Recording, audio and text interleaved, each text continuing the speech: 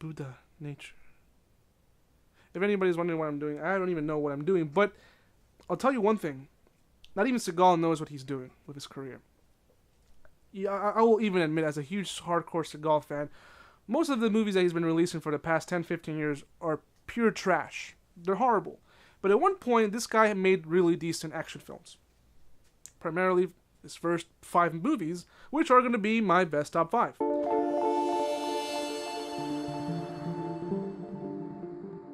Number 5 is a movie that I think it was the only movie that he did for 20th Century Fox, and it's perhaps his most violent film, and it's called Marked for Death. In Marked for Death, Seagal plays a guy named Detective John Hatcher, and he is tracking down this drug dealer named Screwface. And it takes him from the States all the way to Jamaica. A lot of people get killed, a lot of stereotypes.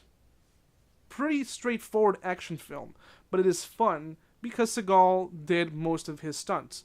All of it was for real, none of it was like doubles as he did later on, and he was in pretty decent shape. Not an amazing movie, but pretty good. Number 4 is another movie that is just as violent as Marked for Death, and that movie is Out for Justice. This was released through Warner Brothers, and it was released, I believe, in 1991, in the heyday of the Seagal films. So in this film, Seagal is tracking down a man named Richie who murdered his partner named Bobby. And apparently, Seagal is very tight with the family of Richie. Yeah, he is. He grew up with the family. Like they're all like. This is the thing about Seagal. In this film, he plays a really cheap-ass Italian. Like he's like his impersonation of an Italian is so bad. It almost resembles like Family Guy, where Peter Griffin is going. That's how it sounds like. It sounds very stereotypical. But there's a really good sequence where Stallone. They're all interchangeable. These motherfuckers. Seagal walks into a bar and he's saying, "Yo, anybody seen Richie? I want to stay here until someone remembers seeing Richie." It's funny how this sounds not like Seagal. It sounds like Stallone. Stallone drunk. It sounds like a black Stallone. Hey yo, everybody seen Richie. But anyway, there's a really cool sequence where he grabs this cue ball and starts hitting everyone over the face. Breaks a couple of teeth. Really cool action sequence. It's not a memorable film for its story, but mostly for its action. Number 3 is Steven Seagal's first movie, released in 1988, and that movie is Above the Law.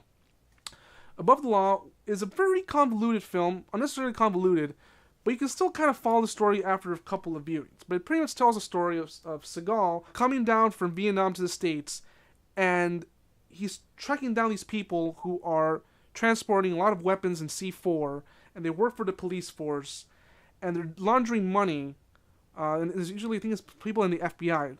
Still kind of confusing, but the great thing about the movie, again, is the action chops from Seagal. Seagal is in his best shape in this film. He actually gave and cared about his performance. He was actually involved in the writing of this film. When the filming of this film took place, Seagal himself had read several scripts, and he said, "I think we can do better than this." And they actually rewrote some of the scripts from scratch and created an original story, which ended up becoming Above the Law.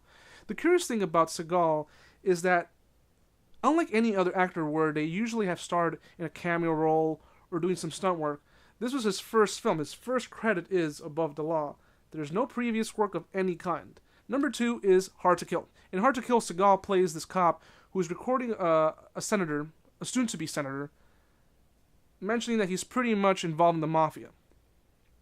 They find out that he recorded the footage, they come to his house, they attack him, they murder his wife, and they leave him for dead. But little do they know is that he is hard to kill. Because he ends up in a coma, and he wakes up 7 or 9 years later, and he's now going to kill a whole bunch of people.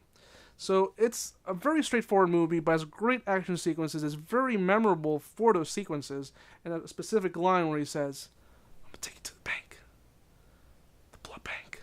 Love that line. Number 1 is a movie that was released in 1992, and is the first film of Seagal's that reached 100 million, and that movie is Under Siege.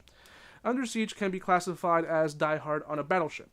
And it is pretty much Die Hard on a battleship.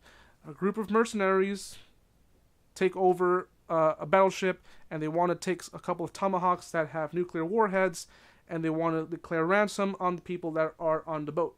And the only person who can save them is the cook, played by Seagal. He's not just a cook. He is an ex-Navy SEAL with a whole bunch of Purple Hearts and all this shit. He has Aikido. I didn't know they train people in the military with Aikido skills, but you have to suspend disbelief. It is still pretty good. It holds up as one of the better rip-offs of Die Hard.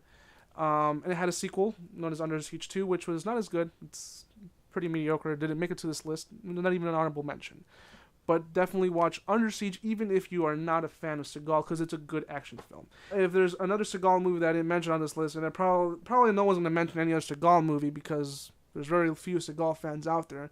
And the ones that are out there, I don't know why they are in love with his new movies. His new movies are terrible. He's gained so much weight. He looks nothing like he did before, and he still thinks he can do all these moves. Guy's whack. Even though I like his first 5 films, I don't like anything else that he released afterwards. I think it's pretty mediocre.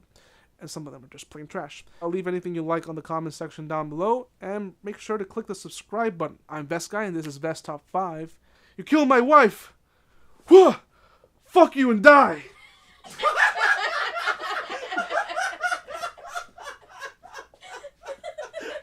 He did say that, yeah.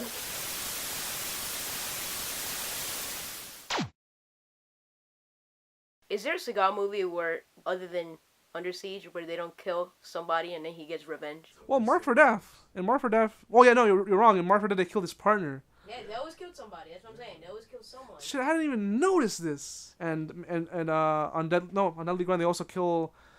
Oh, Always. Yeah, and what's the other one? Damn, Fire Down Below. Yeah, they kill his partner. Fuck, they all... The fuck is going on? They should rethink all of Steven Seagal's movies. They're all revenge. Yeah. Whoa, I never even thought about this.